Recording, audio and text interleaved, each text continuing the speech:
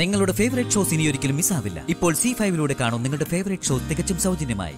Narco analysis ഇല്ല, ലൈ detection test, നുണ പരിശോധന, അത്രേ ഉള്ളൂ.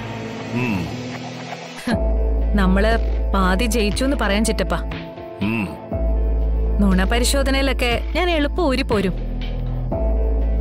എന്റെ മുഖത്ത് നോക്കി ഞാൻ പറയുന്നത് കള്ളമാണോ സത്യമാണോന്നൊന്നും ആർക്കും ഊഹിച്ചെടുക്കാൻ പറ്റില്ല. അതെനിക്ക് ജന്മനാ കിട്ടിയൊരു വരമാണ്. എവിടെ?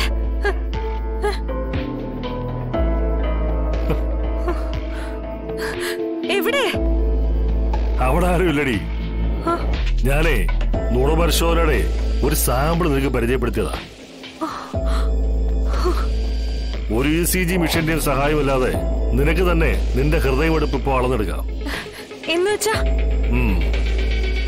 നമ്മൾ ചെയ്ത ക്രൈമുമായി ബന്ധപ്പെട്ട ചില വാക്കുകൾ തന്നെ ആ കുറ്റകൃത്യത്തെ നമ്മളെ ഓർമ്മയിലേക്ക് കൊണ്ടുവരും. ഉദാഹരണമായി രോഹിത്, പഞ്ചകൈലാസം, സൂയിസൈഡ് പോയിന്റ് എന്നിങ്ങനെയുള്ള വാക്കുകൾ തന്നെ നീ ചെയ്ത ക്രൈം നിന്റെ ഓർമ്മയിലേക്ക് കൊണ്ടുവരും.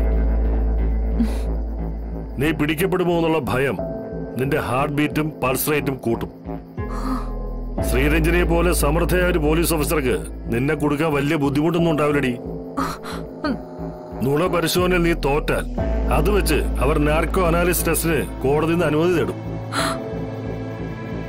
നാർക്കോ ടെസ്റ്റിന്റെ കാര്യം ഞാൻ നേരത്തെ പറഞ്ഞ ഓർമ്മയുണ്ടാവുമല്ലോ നിനക്ക്. പിന്നെയുള്ള വഴി നേരെ ജയിലിലേക്കാണ്. കുഴപ്പമായോ ചിറ്റപ്പ? നുണപരിശോധന നൂരാൻ എന്തെങ്കിലും ഒരു വഴി ഞാനൊന്ന് ചകഞ്ഞു നോക്കട്ടെ. പിന്നെ മറ്റുള്ള മുമ്പ് വെച്ച് നീ എന്നെ ചിറ്റപ്പ കൊച്ചപ്പാന്ന് വിളിക്കരുത്. ഞാൻ ഇവിടുത്തെ CI, നീ കേസിലെ ഒരു കക്ഷി, അത്രേ പാടുള്ളൂ ബന്ധം. അല്ലെ ആ ശ്രീരഞ്ജനി അടക്കമുള്ളവർ എന്നെ സംശയിക്കും. ഇല്ല ചിറ്റപ്പ, ഞാൻ നോക്കിക്കോളാം. പിന്നെ ഈ നുണപരിശോധന, നാർക്കോ അനാലിസിസ് എന്നിങ്ങനെ ഓരോന്നിനും മെനക്കണ എനിക്ക് വയ്യടി. ഞാൻ പിന്നെ ആരോട് സഹായം ചോദിക്കും ചിറ്റപ്പ? എടി സഹായിക്കില്ലെന്ന് അല്ലടി പറഞ്ഞത്. ഒറ്റ തവണ കൊണ്ട് നമുക്ക് കേസ് അങ്ങ് വിധിയാക്കാന്ന്. ലോകത്ത് ജീവിച്ചിരുന്നാലല്ലേ തെളിവ് നൽകാൻ വരൂ. എന്നാലല്ലേ നിനക്ക് ശിക്ഷ കിട്ടൂ. അതിപ്പോ ജീവിച്ചിരിപ്പില്ലെങ്കിലോ? ചിറ്റപ്പനല്ലേ പറഞ്ഞത് ചത്തവര് ചിലപ്പോ തിരിച്ചു വരുമെന്ന്. എങ്കിലവൻ രണ്ടാമത് ഒന്നുകൂടി ചാവേണ്ടി വരും. രക്ഷപ്പെട്ടിരിക്കാൻ എന്തെങ്കിലും സാധ്യത ഉണ്ടെങ്കിൽ പഞ്ചകൈലാസത്തിന്റെ അടിവാരത്തുള്ള സെറ്റിൽമെന്റ് കോളനിയിൽ അവനുണ്ടാവും. അവിടെ മനുഷ്യവാസമുള്ളൂ. ഈ സമയത്ത് മനുഷ്യരുടെ ആരെങ്കിലും സഹായമില്ലാതെ അവന് ജീവൻ പിടിച്ചു നിർത്താൻ ഒക്കില്ല.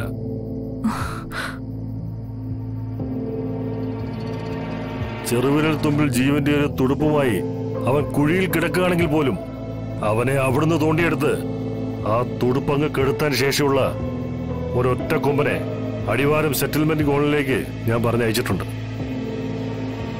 പദവി കൊണ്ട് വെറും സിവിൽ പോലീസ് ഓഫീസറാ.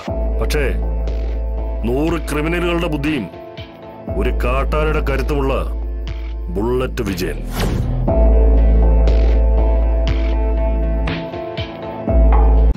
ഡൗൺലോഡ് ചെയ്യൂ C5 ആപ്പ്. കാണൂ എല്ലാ എപ്പിസോഡുകളും സൗജന്യമായി.